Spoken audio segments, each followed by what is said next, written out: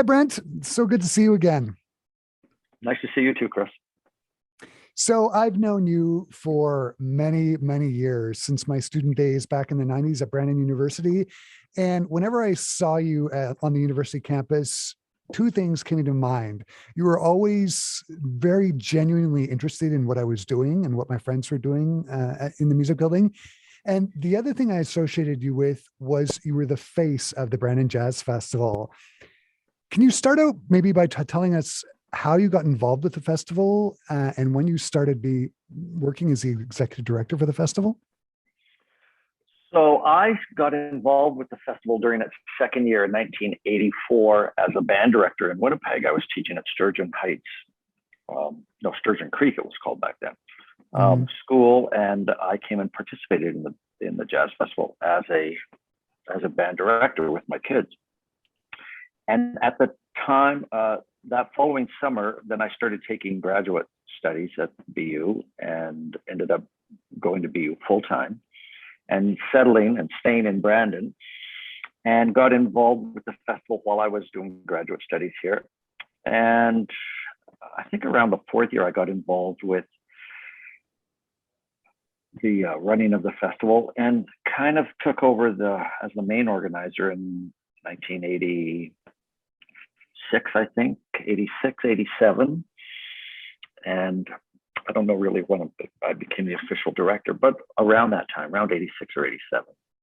And I've been involved with it since then in one way or another. There are a couple of years in there that I took off, let a couple of other people do it, I think for 3 years. But other than that, I've been running the Jazz Festival for most of its history. Yeah, and it's such a mainstay for any student who's been through a band program here in the province of Manitoba. It's sort of one of the highlights of the year. Everybody travels out to Brandon to take part in the Jazz Festival. If I know this is difficult to ask, but if you could narrow it down to maybe one or two things, what are some of the highlights for you running the festival over your tenure? Wow. Well, it's always for me a thrill to see the kids and have them exposed to like world-class musicians. And so along that line, I think some of the concerts we've had would be highlights. Tuck and Patty we had in the Lauren Watson Hall, a very intimate setting, 200 people. And it was mesmerizing to see Tuck and Patty in such an intimate setting. Right. Some other guest performers we had Rob McConnell and his trio when he was here. We've had the year that we brought in Piloto from Cuba and had a huge concert in one of the churches here was amazing. Yeah, just getting to interact with some of these great jazz musicians and seeing how interested they were in education as well. These are international stars, but they're willing to sit down and talk to kids and to, engage with them. And, they're nice people too. So I think that's really the highlight is seeing this connection between all these kids from Manitoba and Saskatchewan and Alberta too, but seeing them interact and get to meet these international jazz stars. And every year, whenever the Jazz Festival happened, the music building was just flooded with students. Are you going to miss that buzz that's around the BU Music Building around Jazz Festival time?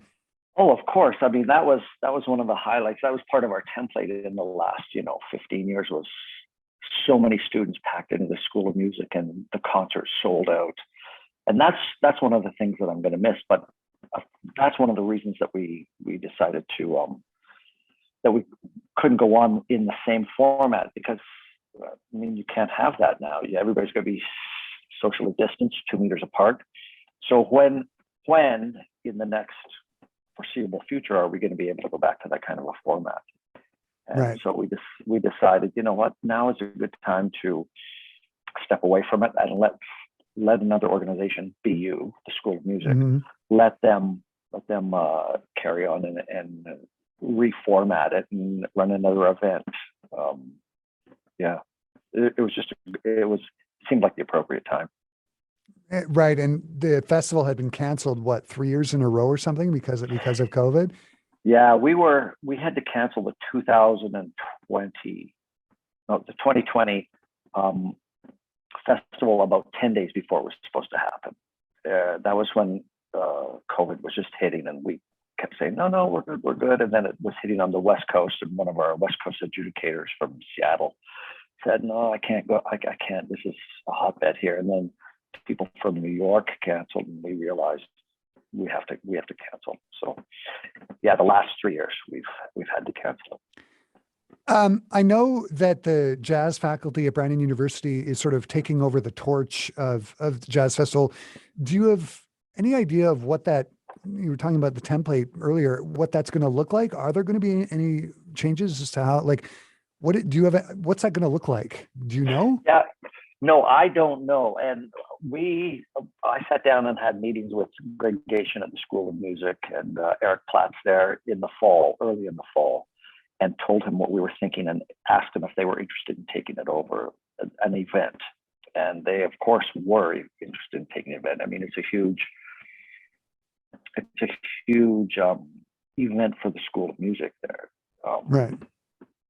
But we also talked to them about, listen, it's not likely going to be the same format at all. You're going to have to reimagine a new format, and what that's going to be, I don't know. That's up to you.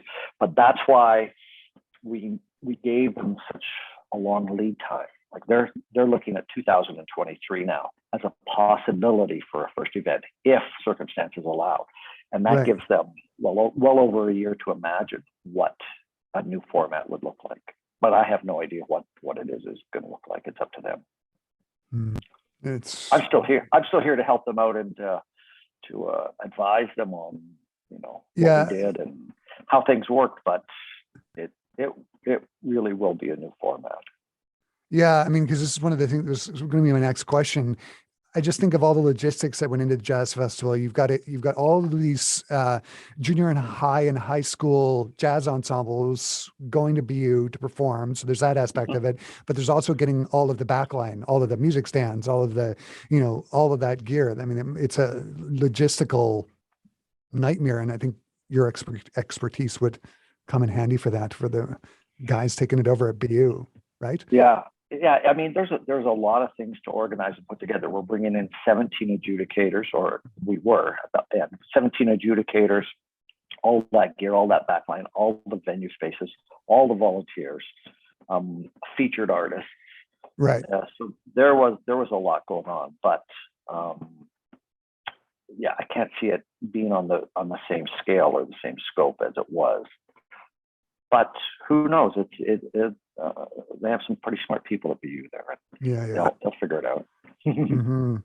I'll wrap up the conversation this way. What's next for you? What's now that the board has disbanded? What's next for you?